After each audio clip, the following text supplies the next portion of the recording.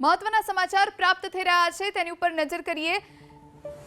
સટ્ટા રેકેટમાં સૌરભ આણી મંડળીની તપાસ પાટણ પોલીસ પાસેથી છીનવવામાં આવી છે। મહાદેવ ઉર્ફે સૌરભ આણી મંડળીની તપાસ હવે એસએમસીને સોંપવામાં આવી। સટ્ટાકાંડમાં મહાદેવ ઉર્ફે સૌરભ આણી મંડળીની તપાસ પાટણ પોલીસ પાસેથી છીનવી ડીજીપી વિકાસ સહાયે સમગ્ર તપાસ સ્ટેટ મોનિટરિંગ સેલને સોંપી દીધી છે।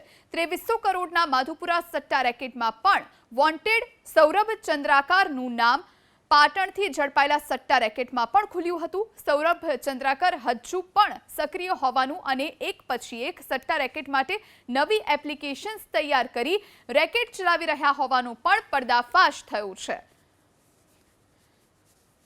તો સટ્ટાકાંડમાં મહાદેવ ઉર્ફે સૌરભ આણી મંડળીની તપાસ પાટણ પોલીસ પાસેથી છીનવી લેવામાં આવી છે અને ડીજીપી વિકાસ સહાયે આ બધી જ તપાસ સ્ટેટ મોનિટરિંગ સેલને સોંપી દીધી છે।